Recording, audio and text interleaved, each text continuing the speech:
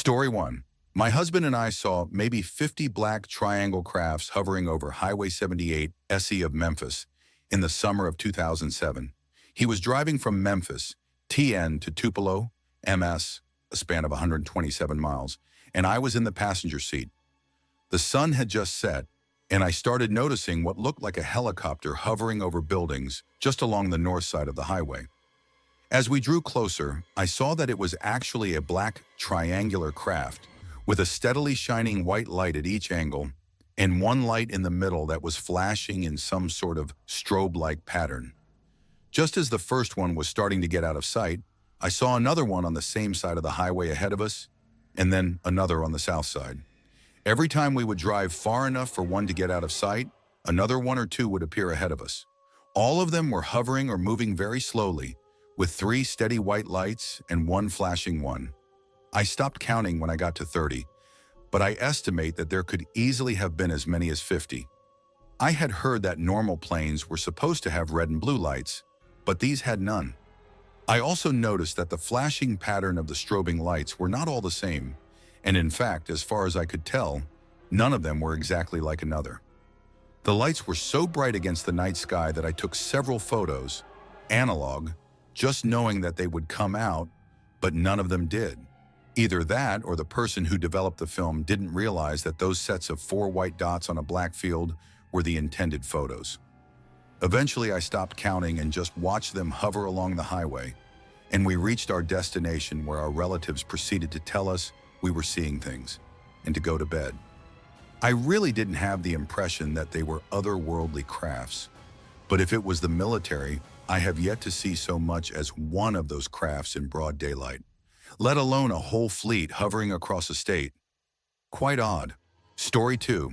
Skinwalker Ranch is a ranch in northeast Utah, where in the 90s the owners reported weird phenomena like giant wolf-like creatures attacking their cattle and taking multiple rifle shots without flinching, then apparently vanishing into thin air, floating orbs of light, Bigfoot-like creatures, cattle mutilations, etc.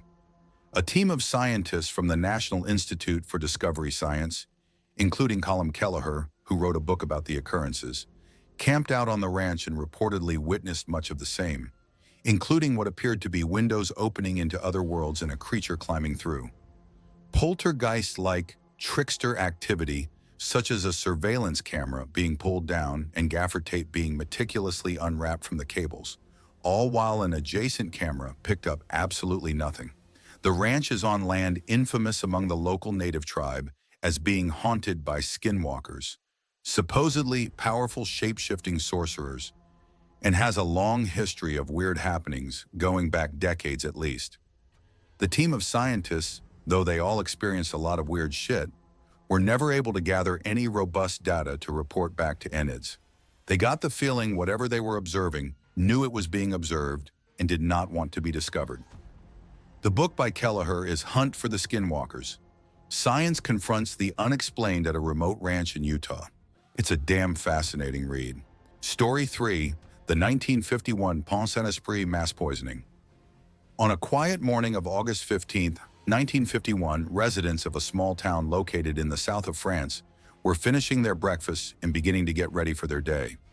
Soon after, many residents began to complain of feeling unwell, describing a sense of unease in their stomach, experiencing sudden warmth followed by bouts of cold, intense sweating, and excessive salivation. It wasn't long before a plague of madness seemed to strike the town, jumping from one person to the next, as the residents began to act out erratically, some even violently, describing deep and vivid hallucinations, often of animals in flames. As the day progressed into night, the symptoms remained, those afflicted now suffering from insomnia and intense irritability. For some, the breaking of the next morning did nothing to stop the symptoms. The town would continue to plunge into madness, with some people suffering upwards of 3 days from madness. All told, an estimated 250 to 500 total were said to have had been poisoned. 50 people had been committed to asylums, and 7 people died. 2 of an apparent suicide, the other 5 caused by cardiac arrest and convulsions. Afterwards, scientists fell onto the town to try and discover the cause of the poisoning and began to develop theories on how or why it occurred. The predominant theory is ergot poisoning, The ergot mold naturally grows on rye and similar plants. Consumption of the mold causes ergotism through its alkaloids within humans, as well as other mammals. The most common symptoms of ergotism will cause stomach pain, seizures, itching, spasms, and psychosis. In fact, the first batch of LSD used ergot as a precursor for the synthesis of LSD. The other, darker theory is that it was a CIA operation.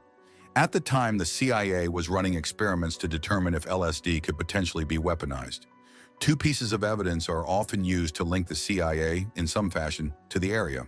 The first is that some declassified CIA documents make mention of the Pont Saint-Esprit, but it doesn't appear to be anything significant beyond routine interest. The second is that individuals from the Sandoz chemical company from Sweden were working closely with the CIA at this time, and some of its biochemists had been dispatched to Pont Saint. Story 4. This is really strange, because my mom had a very similar instance in which a disembodied voice prompted her in a way that saved her life. She refers to it as the work of a guardian angel, but my interpretation was never religious-based. I've heard her tell this story many times over the course of my life. So she was probably around 20 years old, and after a day of shopping at a mall in Texas, she goes out into the parking lot to find her car tires slashed. As if on cue, a man approaches her and tells her he's noticed her tires are flat and conveniently offers to give her a ride. In a fateful moment of naivety, she accepts his offer and gets in his pickup truck. As he begins driving away, he firmly grabs her with one arm and places a knife to her throat. It's clear to her then that he's most likely intending to drive to a desolate place where he will ultimately kill her. She says she remembers what happens from that point on in great detail. One thing she emphasizes when telling this story is that she struggled the whole time, even with a knife to her throat. She assumed his plan was to rape her, or at least to kill her in a less conspicuous location, so he needed her alive until they reached said destination. She acted on the assumption that he wouldn't simply slit her throat right there in the truck. Because of this, she fought against him, clawing, scratching, kicking wildly at the windows. She says she was fighting and kicking so ferociously, her shoes flew off and her jeans somehow came unbuttoned and unzipped and worked their way down and off her legs. She was in full-on survival mode, and her abductor is starting to become agitated. He's now struggling to keep control of her while still driving. At some point during the scuffle, she remembers a sudden feeling of tranquility fall over her. She stops struggling for a moment, and it's eerily silent, as if she was in the eye of a tornado. Something is building in the air. Something is coming. And then the voice. Amidst the silence, she suddenly hears an inexplicable voice, like a harsh whisper, urge her to act. "Now," it says. In that moment, she has the mysterious impulse to jerk the steering wheel violently. As she does this, the man freaks out, and instinctually, he releases his hold on her to correct the wheel. She flings herself at the car door, opens it, and hurls herself out onto the highway, where she rolls a couple of times towards the side of the road. Despite the truck driving at roughly 70 mph when she leapt, she isn't injured beyond a couple of minor scrapes, something she also relates to being a miracle. As she's trying to compose herself on the side of an empty rural highway, in only her shirt and her underwear, she sees the truck make a U-turn down the road and head back towards her. He was coming back to chase her down and kidnap her again. In a stroke of luck, this seemingly deserted highway happened to have one car driving through at that moment, from the opposite direction. It was a small, compact car, and yet it contained multiple large, burly men, who, upon seeing my mom distressed and scarcely clothed by the side of the road, pulled over to see if she was all right. Because of them, the man in the pickup truck kept on driving, and my mom was saved. Several months later, my mom was stunned to see a newspaper article featuring a picture of the man that almost killed her. It turns out he had been arrested for raping and murdering several women. She still has that article laminated and saved to this day, to remind her of how close she came to being a victim. She used this story as a way to teach my sister and I to never get in vehicles with strangers, and should we ever find ourselves in a situation similar to hers, to fight as hard as you can for your life. TLDR. My mom naively got into the car with a strange man who ended up pulling a knife on her, and amidst her struggling, She claims to have heard a disembodied voice tell her when to act in a way that ultimately saved her life. Story 5. This happened when I was either 8 or 9. It involves a weird incident with my twin brother, and for a long time afterwards, I thought I had dreamt it. So it was early evening after the sun had gone down, and I was downstairs in the living room watching TV. My brother was up in our bedroom reading. At some point, this really uncomfortable feeling came over me, and I thought that my brother needed my help.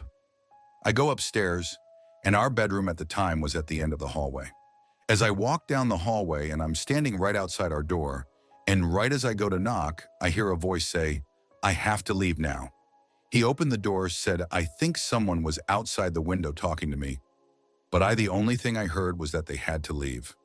We were both creeped out and told our mom what happened, but nothing ever came of it. For a long time, I thought I had dreamt this. But a few years ago, my brother asked me, "Hey, remember that time when we were kids and someone was talking to me through the bedroom window? Remember how he left right when you came in the room?" What the hell was that?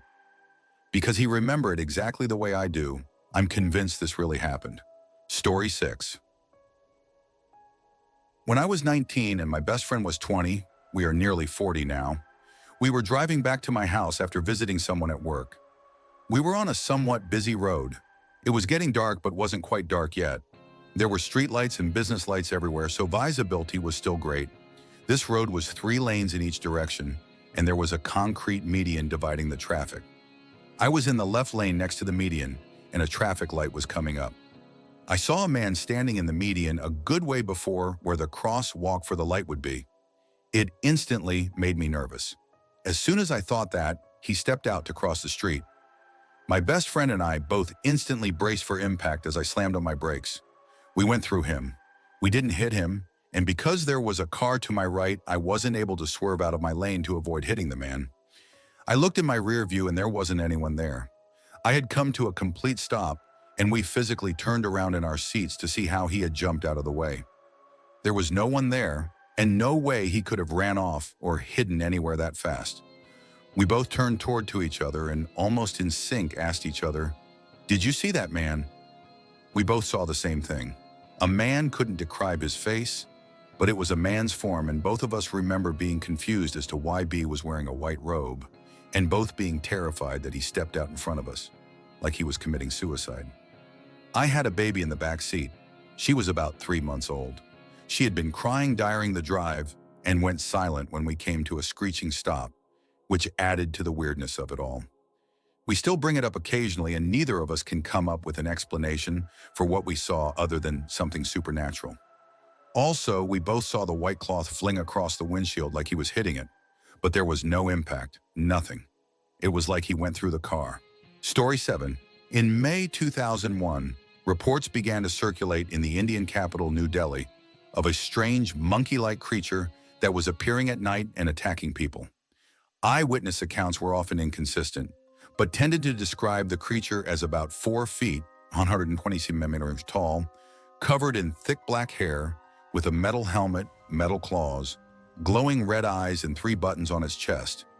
Others, however, described the monkey man as having a more vulpine snout and being up to 8 feet tall and muscular. It would leap from building to building like a parkour enthusiast. Still others have described it as a bandaged figure or as a helmeted thing. Theories on the nature of the monkey man range from an avatar of the Hindu god Hanuman to an Indian version of Bigfoot. Many people reported being scratched, and 2, by some reports 3, people even died when they leapt from the tops of buildings or fell down stairwells in a panic caused by what they thought was the attacker. At one point, exasperated police even issued artists' impression drawings in an attempt to catch the creature. The entire incident has been described as an example of mass hysteria. Story 8. Oh, okay. This one scarred me for a couple of months. When I was in high school, a guy and I got into an argument. He socked me in the jaw and started to fall to the floor. When I hit the floor, I instantly transported to a dinner table at which I was an adult. There was a woman sitting across from me with a toddler boy and a preteen girl. I got a good look of my surroundings, a relatively modern house with what looked like 2 floors.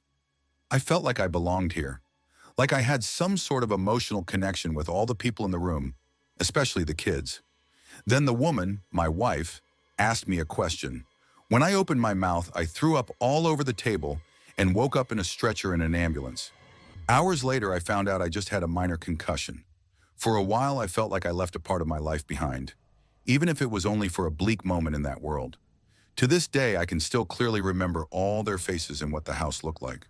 Story 9. The Zodiac Killer Story. Explained. I've spent a pathetically long amount of time looking into it, and it's really not that mysterious. The only mystery is who it was, and most likely it was some guy nobody thought of. However, what went through his mind is pretty clear. His first double murder was a crime of passion. He liked Betty Lou Jensen, got jealous when she went out with David Faraday, and killed them. This murder wouldn't be interesting at all if it happened by itself, as no letters or anything happened afterwards. However, after the first murder, he enjoyed seeing newspaper articles written about him, so he decided to commit another murder of a woman that caused him jealousy. This time, Darlene Ferrin, who was one of those flirty waitresses, and Michael Mageau. This time, it was more for the attention than the jealousy, which is why he made the taunting phone call to police and started writing letters. At this point, his ego was starting to inflate, so he sent a cipher for people to solve. He likely enjoyed the idea of having people trying to solve his cipher, which was filled with errors and extra letters to make it difficult. However, it was eventually solved, probably quicker than he expected. Now that he had formed the Zodiac identity, he wanted to take it to the next level. At this point, he made a Zodiac costume and attacked a couple at a park with a knife. People have wondered why he bothered with the costume, knife. He used a gun in every other murder. Tying them up, telling them a fake story, etc., if he was going to kill them anyway. I believe the answer is that he just wanted to injure them and didn't realize how deadly a knife was. He got lucky that one of them survived, and he got what he wanted. Next was the murder of the cab driver. This was seen as unusual because he had attacked couples before. However, at this point, his original motive of jealousy was long gone, and now he just wanted attention and to be viewed mysteriously. In this case, he needed the cab driver because he wanted his murders to line up correctly according to his letters. It had to be one radian from another murder using a certain reference. But this time, he was almost caught. Shortly after the murders, a police officer stopped him, but because they incorrectly believed the suspect was black, they let him go. This was the first time he had even come close to getting caught, and I believe spooked him enough to stop committing murders. It was at this point that he said he would no longer announce which murders he had committed. His ego was so big he thought that this would scare people, but without any confirmed murders, people just started to get bored with it and moved on to other stories. Eventually, he started getting bored with it too and moved on with his life, content knowing that he got away with it and that people still discuss it today. As for the unsolved cipher, most likely it's just nonsense that he wanted people to waste a bunch of time with. The other possibility is that he made it a bit too complicated and nobody quite got what he was aiming for. In this case, it was most likely related to a passage in one of his letters that he specifically asked the newspapers to print that had the exact same number of characters as the cipher. Thanks for watching. Don't leave before leaving a like to this video. Also hit the subscribe button to support my work. And as always, have a horrific nightmare, my dear.